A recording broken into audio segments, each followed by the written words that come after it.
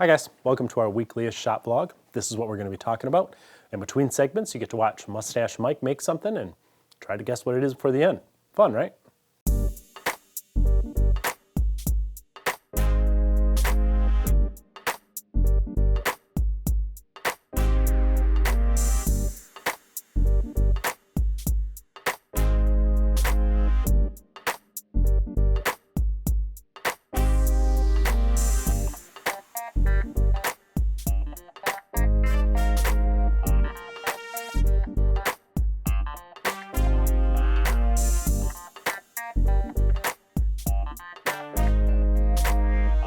I get comments on every video asking for an update about my hand injury, so let me address that first. If you don't already know, I chewed up 4 fingers with a chainsaw carving disc on an angle grinder.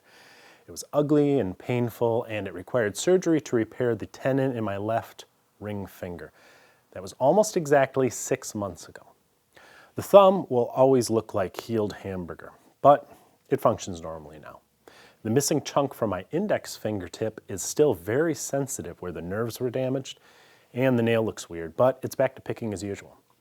That little scar on my middle finger seemed to suggest that this was the smallest of the injuries, but based on the loss of mobility and the mild pain that I have when I try to bend it fully, I think that the tendon on that knuckle was nicked and it's too late to fix now, so it's always going to be an issue, I think, moving forward. The real problem remains the ring finger. It is much more crooked than it used to be. I look like Spock. I can live with that. But there's a lot of scar tissue on the side of the knuckle that remains pretty painful. The whole finger's just on fire by the end of the day. That's where the end of the pin was for 6 weeks. They pulled it out through there. And for a while, I couldn't bend it at all. After a couple months and about $7,000 in therapy, I was able to bend about 45 degrees. And that's where I was last time I made an update. I've kept working on it in the 3 months since then, and now I can bend it almost fully on its own. And if I don't mind a little pain, I can force it completely bent with my other hand. That is a huge improvement. My therapist, I think, would be proud. If he hasn't died from the virus, I don't know, it's been a couple months since I've seen him.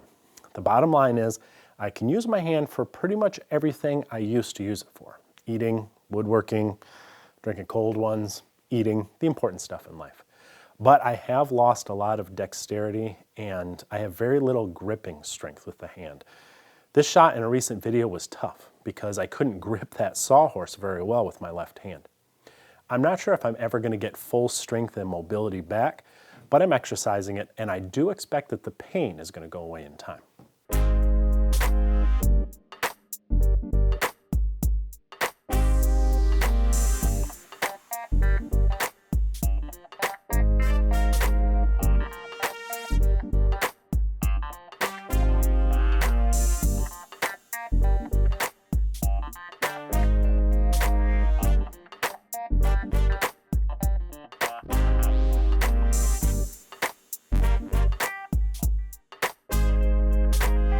So, did you notice the hand tool wall behind me changed a little bit? I know you have, because a couple months ago I took down the orange sander and for weeks people were asking me what happened to it. It's on the other side of the shop now, and the Tormex that used to be over here are now in the sharpening area in the shop. You have to remember that this backdrop was designed for the old small workshop. I had tools on pullouts so that I could save space. Now I have extra space, so I'd rather have some of these tools in more convenient locations elsewhere in the shop. So eventually, I'm going to probably rebuild this entire wall. It's pretty cobbled together anyway. I'd like something that better represents the skills of a woodworker since you look at it in all the videos. But in the meantime, I stuck some extra shelves in and I filled up the empty spaces with some of the tools that used to be on top. I still have hand sharpening stuff on pullouts because it's near the bench. On this side is the Scary Sharp system. I don't really use Scary Sharp, the sandpaper stuff, but I keep this stuff handy because I do make videos about it for you guys. I'll talk more about that in the next segment. Anyway, we'll do a tour of the hand tools sometime, maybe after the wall's rebuilt. I also envision a series of videos that discuss specific tools in a historical context. I love history and I love old tools. So we may have some fun with that. Sort of like a return to the old-timey woodworking series we used to run, but shorter episodes. By the way, the first few videos we made after modifying the backdrop looked like this. I kept getting comments about cat ears, fox ears, bat ears. It took me a while to figure out that people were distracted by the dark pointy areas on top of my head between that and the circular logo. So I moved the logo up higher to create some separation between it and my head, and hopefully that fixes the problem and you guys can stay focused. My eyes are down here, folks.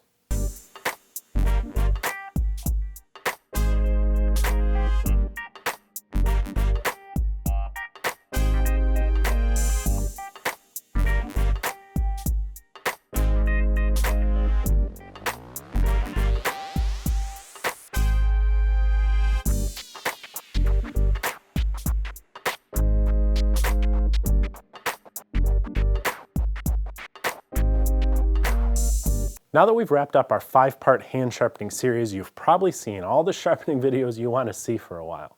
They led to a lot of questions, but some that keep popping up are actually pretty common no matter the subject of the video, and they go something like this. Why the heck are you using a hand sharpening system when you have a Tormek? Now, it's not always about the Tormek, and it's not even always about sharpening, but people want to know why I'm cutting a rabbet on the table saw when I have plow planes behind me, or why I build a project with the circular saw when I have a big table saw, or why I say you can get by with a couple chisels when I have several sets. Some people see hypocrisy in that, but I always just answer the same way. I don't make videos for me and my tools, I make them for you and your tools. Sure, we've made videos about the Tormek in the past and we'll probably will again. Some of you appreciate that because you have a Tormek or you'd like to learn about other options out there. But a lot of you don't have a Tormek. So there's no sense me just making videos about the Tormek. We instead make videos about sharpening with stones, or one about sandpaper, or bench grinders, or the work sharp. We have a diverse audience, so we keep our content diverse. If Fine Woodworking magazine only used a table saw for all their joinery in every project, a bunch of their subscribers would cancel because they want to see joinery done with a router or by hand. People want to see alternatives. They've seen a table saw cut a board before. Show them another way. They like variety. Folks certainly don't want to see me working only with tools that they don't have or can't relate to, even if they are my favorites to work with. We're about to start making some of our first videos in the little corner workshop over here. We've been talking about that for a while, and I'm going to warn you, we'll be making some projects with inexpensive tools, even though I own expensive ones, and those expensive ones may be better. Some projects will be done with a hand saw or a circular saw, even though the table saw is a better option. That's not because I don't like table saws anymore. It's because some people don't have a table saw or some of the other expensive tools, and those viewers are just as valuable to me as anyone else. It would be great to only make videos with my favorite tools and techniques, but I work really hard to produce videos that don't fixate on a single tool or brand, even if that brand is sponsored. I never want to come across as suggesting there's only one good way to do something or only one good tool for every job. I think our subscribers appreciate that. I know I would.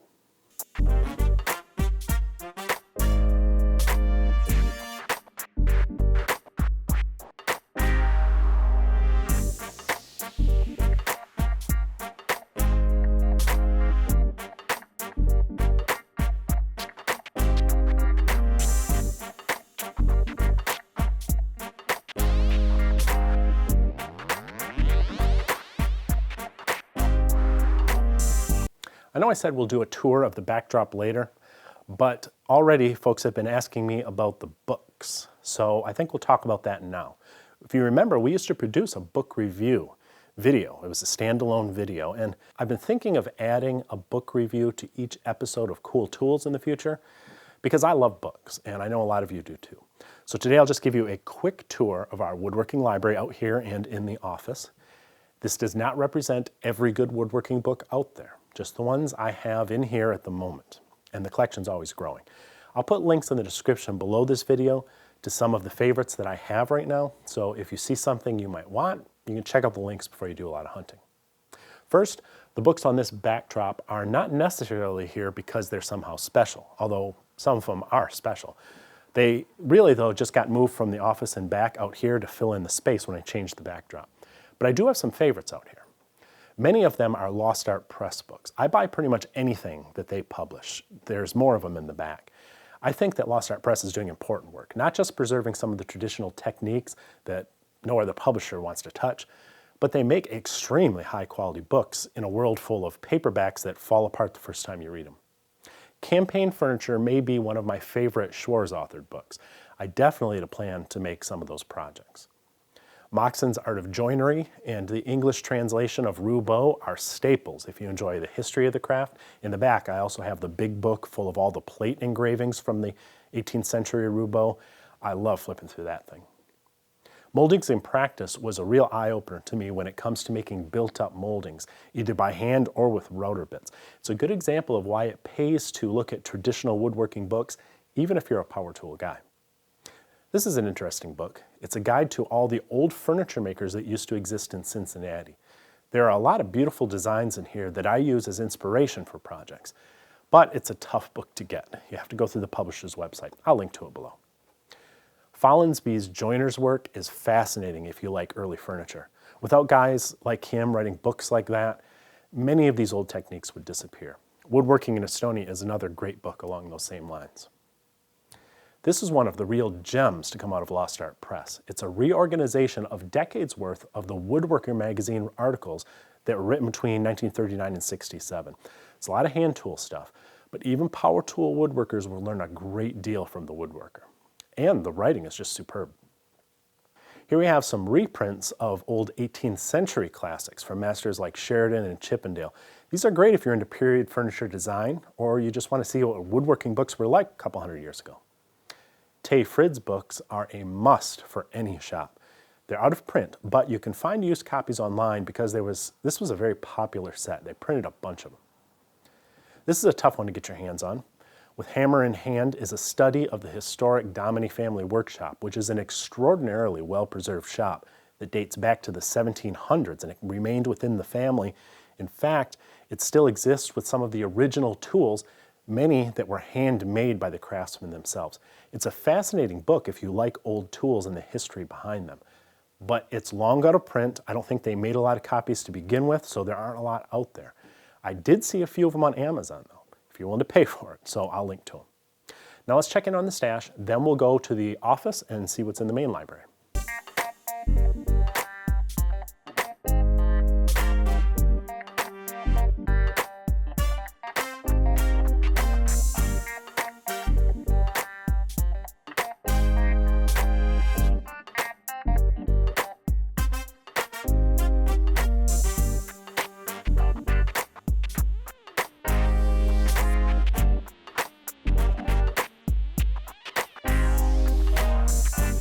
These books are organized by subject. There are close to 200 of them, so I'm just going to give you a few highlights. We start here on the end with creative woodworking books such as veneering, marquetry, inlay, scroll sawing, and carving.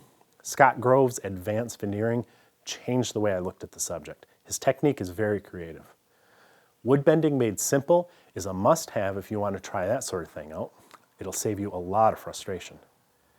This is one of the best books on the shelf, of course. Love that James Hamilton guy. Kenny's 52 Boxes in 52 Weeks is a really interesting book. I may just take up the box a week challenge sometime to sharpen up my skills. Bushido's Bandsaw Box Book is also a good one if you're looking for inspiration in that area. If you really want to step up your box game, check out Zonker's Wooden Box Book. You'll learn skills that you can later apply to beautiful pieces of furniture as well. This section is full of furniture design books. I like early American colonial and country furniture. Sometimes I think simpler is just better. I especially like shaker furniture. In the Shaker Style is a great primer if you're wanting to make your first shaker projects. Shop Drawings of Shaker Furniture is the essential set of measurements and drawings taken from authentic shaker pieces. And Wilson's Shaker Oval Boxes is a great book from a true master in that craft. This is my favorite, although it doesn't go along with the simpler is better idea of design, but I love Art Nouveau furniture, especially Gallet. It is worth every penny if you're into this because Gallet was the top Art Nouveau furniture designer in my opinion. Here we have books on general cabinetry. Bob Lang's Complete Kitchen Cabinet Maker may be the best I've read on that subject. And now we're getting into general tool books. Hilton's Woodworking with a Router is the best one on that tool in my opinion. The Complete Illustrated Guide to Table Saws and Tolpin's Table Saw Magic may be the best on that machine. Spagnolo's Hybrid Woodworking is a must-read for power tool woodworkers who think hand tools are obsolete. And Flexner's Understanding Wood Finishing should be in every workshop, in my opinion. Up here we have some old-timey books. The Practical Woodworker is another must-have set. You're going to find this in the reference library at pretty much every woodworking magazine. The Perfect Edge is the best book on sharpening and understanding tool steel. I highly recommend it. And of course, Schwer's Workbench books are great. If I had to choose just one, it would be the first one, The Workbench. I'm a huge fan of Eric Sloane's books. I just love the drawings and the stories about the old days. These are some of his woodworking related books. I have all of his other books at home. There is some debate over whether he's accurate about some of the tools and techniques he talks about in his books, but I don't rely on just a single source when I'm researching something anyway, and they are just fun to read and to reread, and I actually have had several of these fall apart because I've read them so many times, but you can find them pretty easily online. Many of the books in this collection are out of print, but you can find a lot of them on Amazon. I'll put links to them in the description in case you want to help us out a little bit by using our affiliate links. As I said, a lot of these will be in future episodes of Cool Tools, as will new books that I come across as my library continues to grow. Now let's see what the stash made. It's a baseball bat and hat rack for Chip. Mustache Mike made this project a few years ago. We just never used the footage until now. But it's proof of life. He is doing well. So is Chip and everyone else from the Stumpy Nubs workshop during this COVID-19 shutdown. I hope you are too. Try not to stress out too much. Sit back once in a while and have a cold one, because you've earned it, my friend. This is a Koenigsegg, Sweden's finest sports car. This is a Sjöbergs, Sweden's finest workbench. There are things for people who appreciate quality and high performance, something they can pass down to their grandkids. You can't afford this, but this will cost you less than a good cabinet saw. Check out what Sjöbergs has to offer at the link below this video. Wait, don't go yet. If you're new here, please subscribe and remember to ring the bell. I would really appreciate that. Give us a thumbs up, or better yet, leave us a comment. I always read them. And be sure to check out the latest issue of Stumpy Nubs Woodworking Journal. It's always packed with tips, tricks, and tutorials designed to make you a better woodworker.